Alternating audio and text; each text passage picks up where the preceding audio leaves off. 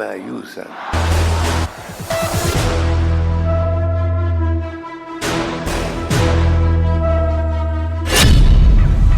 6 फरवरी को ईरान पर हमला, बातचीत शुरू, बगल में बारूद।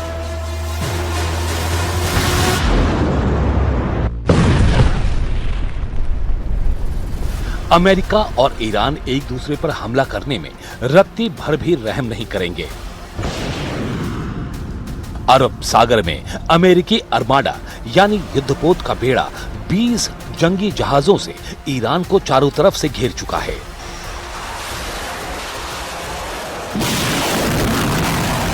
उधर ईरान हर तरफ से घिरने के बावजूद अपनी मिसाइल पावर, ड्रोन और लड़ाकू स्पीड बोट से अमेरिकी सेना पर सीधा हमला करने को तैयार है।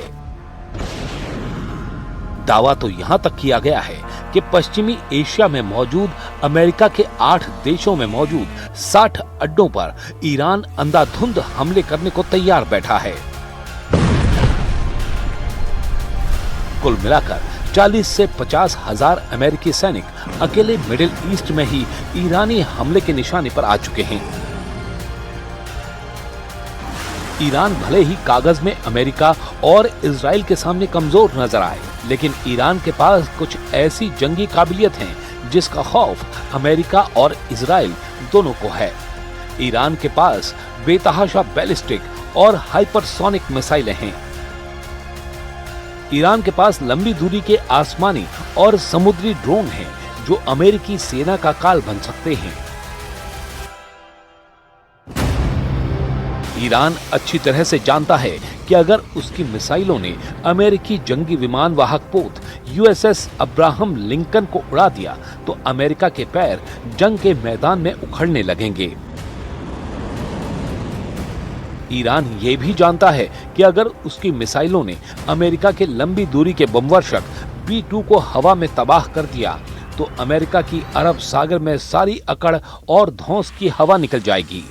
यही वजह है कि ट्रंप ईरान पर हमला करने से ज्यादा बातचीत का रास्ता खोज रहे हैं। अमेरिका और ईरान के बीच जारी तनाव अब बातचीत के लिए मेज पर पहुंचने वाला है।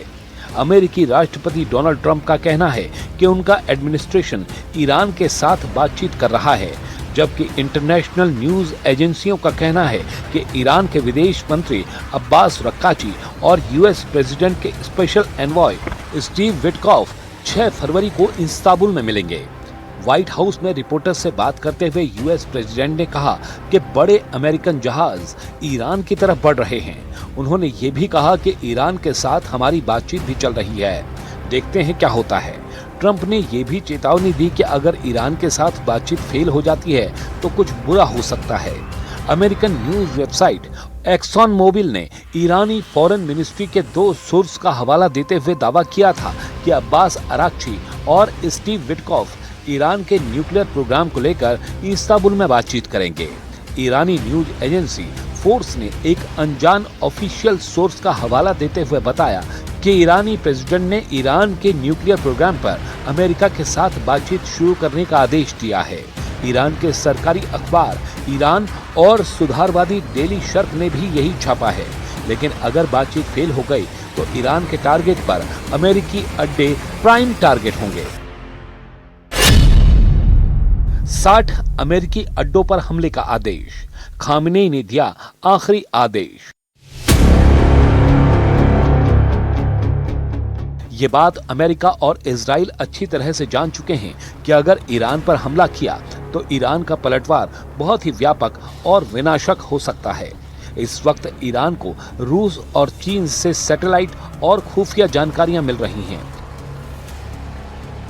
जबकि अरब सागर में मौजूद चीनी युद्धपोत ईरान को अमेरिकी युद्धपोत अब्राहम लिंकन की पल पल की खबरें दे रहा है।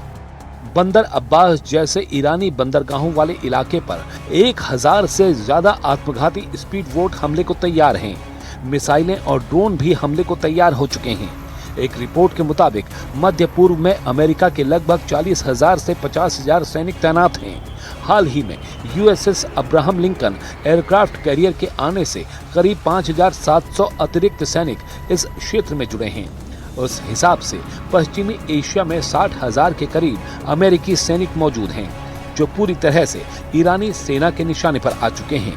कतर में 10,000, बहरीन में 9,000, कुवैत में 13,500, इराक में 2,500, यूएई में लगभग 5,000, सऊदी अरब में 3,000 के करीब, जॉर्डन में 3,000, सीरिया में 900 अमेरिकी सैनिक ईरानी सेना के निशाने पर हैं और इन्हीं सैनिकों की कब्रें खामेनेई ने तेहरान के पास कब्रिस्तान में खुदवा दी हैं।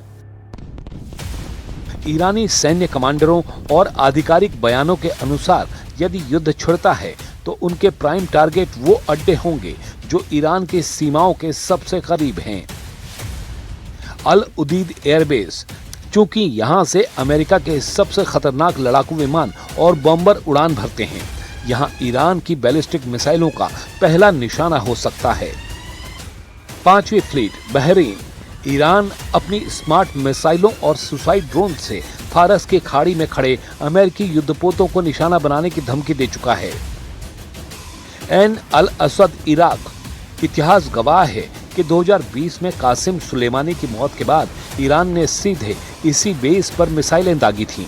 स्ट्रेट ऑफ हॉर्मुज, हालांकि ये कोई बेस नहीं है, लेकिन ईरान इसे ब्लॉक करके अमेरिकी नेवी को सीधे चुनौती दे सकता है।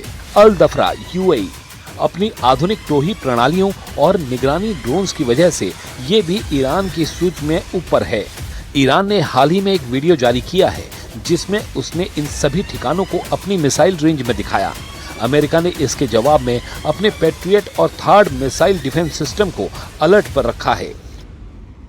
Can't tell you what I'm going to do because right now, we have a tremendous force going there, just like we did in Venezuela, even bigger, and they'll be there soon. And I'd like to see a deal negotiated. I don't know that that's going to happen. We're talking to Iran, and if we could work something out, that'd be great. And if we can't, probably bad things would happen.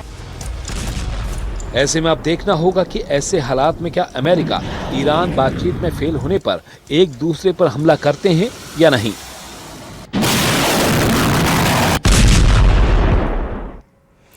और चलिए इस